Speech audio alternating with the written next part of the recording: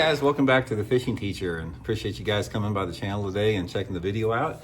You guys, today I want to have a talk about, just sort of raise the question, how good can a bass smell? It's like, how good are a bass, how good is their sense of smell compared to other creatures out there, and how much of an impact does that have in your bass fishing success or the lack of it?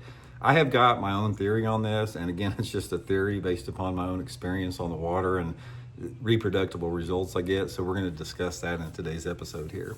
And also, guys, we're going to be talking about the scent that I do use. And I'll say right off the bat before I get in the video, I think that scent makes a big difference in fishing.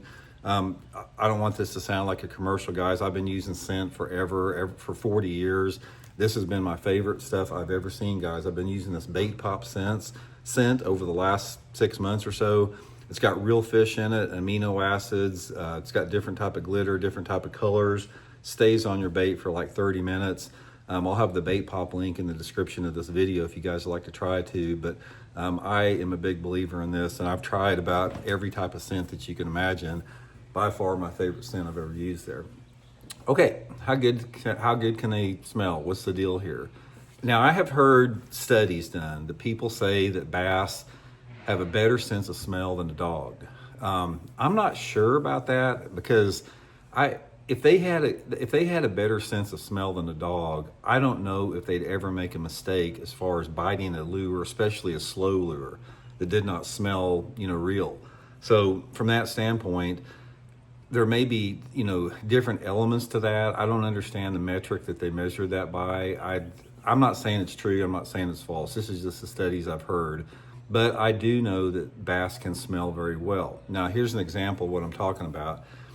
I don't know how many times where I've been fishing, with a very realistic looking lure, like an earthworm type looking lure or a crawdad imitator that looks exactly like a crawdad. Some of these crawdad imitation baits, guys, you can't tell the difference. They look like a real crawdad, yet if you put one in the water and then you put a live crawdad next to it, I've seen them do this in fish tanks before. The bass, 100% of the time, will go for the live crawdad, even if neither one of them are even moving out there, because they can smell it. They can smell the difference. And this is another reason, like here in my part of the country, like on Table Rock Lake and these lakes in the Ozarks, they have a lot of guide business down there, because Bass Pro Shop has that big Cedar Lodge down there. So they have thousands of trips a year, and most of those guys down there, their guides, they use live bait for their clients simply because they catch so many more fish than artificial baits do. So bass do have a sense of smell. It does have an impact on it, but let's talk about a real world application in terms of what you need to do as far as to up your odds against that.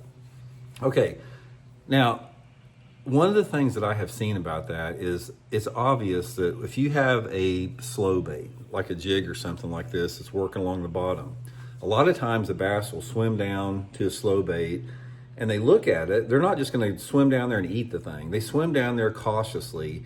They swim around it, and they'll actually get their nose, sometimes right on it. They'll touch their nose right against the bait, and they may or may not bite it. So when you're fishing a slow bait like a worm or a jig or a shaky head or something like that, if you have fish scent on your bait, it's got to help. There's no doubt in my mind it has to help, because if they swim down there and they've got something like the Baitpop that's got real fish in it or whatever, or something that masks human odor or something that masks the smell of plastic, your odds, just the logical, reasonable thinking, your odds are going to go up that thing smells a little bit.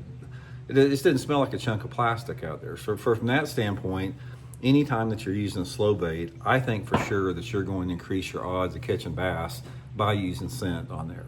Now, other baits out there, I think that it does have an impact too, because I have seen specifically in my own fishing where slow rolling the spinner bait, I've gotten more bites than people that have been fishing right next to me when I put scent on a spinner bait versus people that don't put scent on a spinner bait.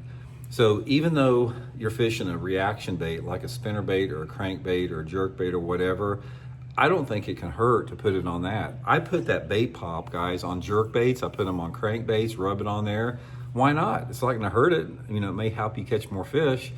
And that basically, at the end of the day, that's the difference between, let's say, for example, if one guy catches 50 fish using scent on the bait, you may only catch 35 fish if you don't use scent. So I think it's for every single angler out there, it's to your benefit to use scent all the time, because it is definitely not going to hurt you. It is definitely probably going to help you.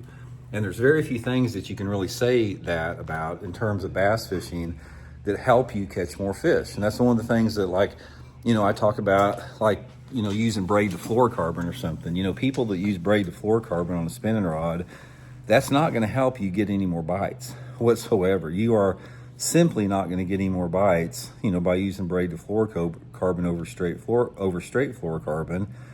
So you need to take control of the variables that you can take control of. And bass fishing, one of the reasons that it's a very difficult sport is it is a constant long line of both controlled and uncontrolled variables that determine your success.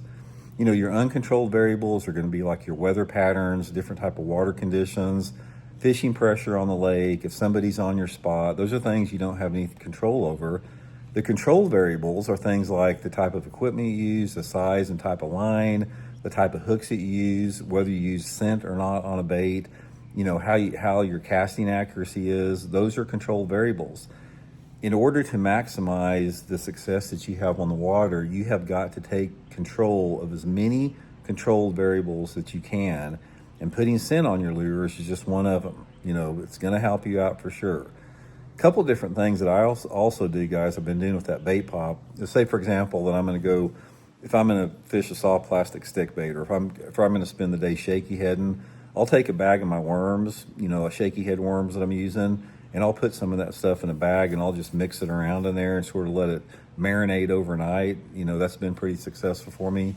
So try it out, guys. I mean, if you're one of those guys that have not used scent very much, just incorporate it. That stuff doesn't cost very much. I mean, it lasts a long time. Tube of that Baitpop, it's going to last you if you don't. Depends how much you fish. I mean, it could last you up a year, if you don't fish a whole lot. But it's definitely going to help you get some more bites.